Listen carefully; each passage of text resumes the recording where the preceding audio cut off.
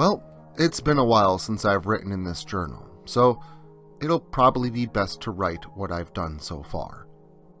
I set off, planning to head over to Viridian City to get supplies, like I initially said. However, I decided to train Jasp a bit more before I left. So, I spent an entire day training her, helping her to get stronger and better at battling. It's strange, but you kinda get used to watching Pokemon fight after a while. I still really don't like Jasp getting hurt, especially to the degree battles can cause, but there's a major sense of pride, both in Jasp and myself as her trainer, after every battle won. And while I don't particularly like the methods used, I can't deny she's definitely getting stronger. Anyways, after training the entire day, I headed back home, and Jasp and I rested. The next day, we set off, bright and early. Along the way, Jasp and I battled some wild Pokemon in the tall grass. We took down 3 Ritalas. We also came across a Pidgey. Despite Jasp seemingly being more experienced, the Pidgey almost took Jasp down. Type advantages are no joke sometimes. He barely beat it. You know, I wonder what happens to wild Pokemon in the wild after fainting from battle. Then again, maybe it's better not to worry about that. Nature is wild, after all. Anyways, I was worried at this point. There was still 10 minutes to Viridian, and a ton of unavoidable grass left. Would we be able to get there in time? Thankfully, I ran into a woman who worked at the Pokemart, doing some kind of promotion thing, and she gave me a potion. The middle of the wilderness doesn't sound like the best place to advertise a product. Then again, it sure saved Jasp and I, so maybe I'm wrong. I also ran into some psycho telling me to jump off of a ledge, insisting it was fun. Anyways, after giving Jasp the potion, we had enough strength to make it to Viridian without turning back. The first thing I did when I got there, obviously, was to go to the Pokemon Center, or Poke Center for short. They heal Pokemon, and unless you meet someone trained in treating Pokemon, are generally just your best bet for healing them. Each one of them also has at least one nurse named Joy, all identical to other nurses in the other Poke Centers. Some have more than one Nurse Joy. It's honestly pretty creepy when you think about it, given just how many towns and cities there are in Kanto. Anyways, after healing Jasp, I walked around town for a bit, talking to people. None of them had much to say. The only notable person was some old man blocking the way to Viridian Forest, who evidently had passed out drunk, and his daughter, I think it was his daughter, granddaughter, something like that, I guess. Anyway, who was apologetic and trying to wake him up. He'd be perfect for Mom, I think. Truly a match made in hell. Anyways, after talking with the girl, I went to the Pokemart, intending to get supplies for the road, primarily potions and Pokeballs.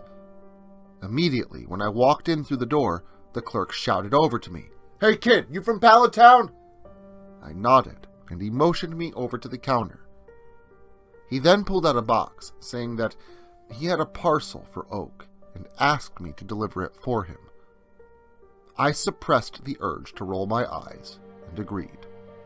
But I said I wanted to buy some Pokeballs and potions. He said that they were out of Pokeballs, but they had plenty of potions. I told him to forget about it, and I headed out, reluctantly going back to Pallet Town to give Oak his package.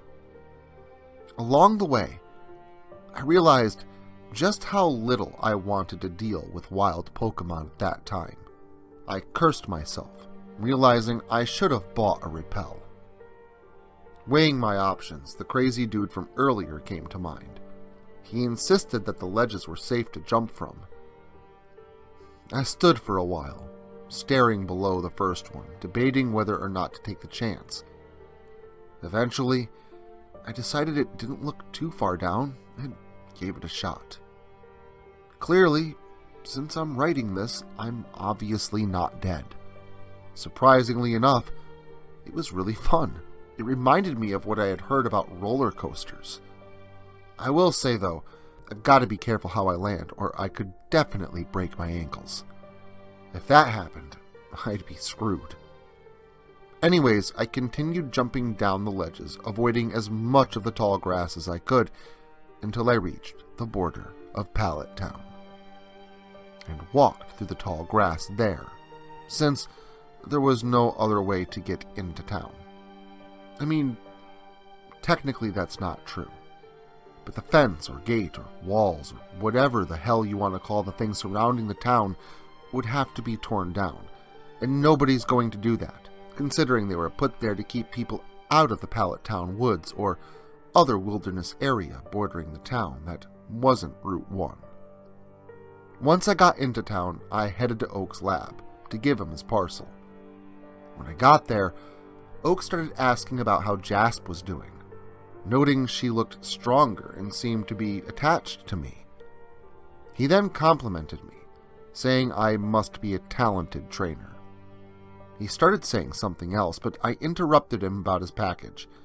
He thanked me, informing me that it was a custom Pokeball that he had ordered. It looked like a normal Pokeball, so I'm honestly not sure what was so special about it. Regardless, after that, Blue popped in, asking Oak what he called him back for. Oak then explained that he wanted to request something of us. He gave us each a Pokedex, as he called it, which he explained was basically a high-tech encyclopedia that could record any Pokemon we saw and completely document any that we managed to capture. He then asked us to document as many Pokemon as we could during our journey, to which we both agreed. He then gave me 5 Pokeballs to start. I couldn't help but notice that he didn't give any to Blue. Speaking of Blue, he then told Oak eagerly to leave everything to him before turning to me. He then said, "Red, I hate to say it, but I don't need your help." He then said he'd borrow the town map from Daisy, and joked, I think, that he'd tell her not to give me one. Then, with a laugh and a "smell you later," he was off. When he was gone, Oak told me to come see him sometimes because he wanted to see how my Pokedex was coming along. After that, I headed to Blue's house, planning to ask Daisy for a town map, which she eagerly gave me after telling her about Oak's request. I guess Blue didn't tell her not to give me one after all. I think I'm going to rest a bit, and then head to Route 1 for training/capturing. I think I know what I want in life. I want to catch every Pokemon I can, and be the best trainer in Kanto.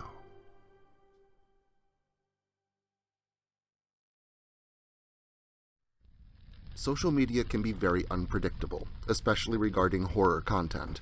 If this content gets removed, all new content will be simultaneously presented on various websites provided in the description to this video. Make sure to follow me in other digital spaces so that you never miss out on the terror. Also, if you like this video, make sure to leave a comment and hit the like button. It helps the channel a lot.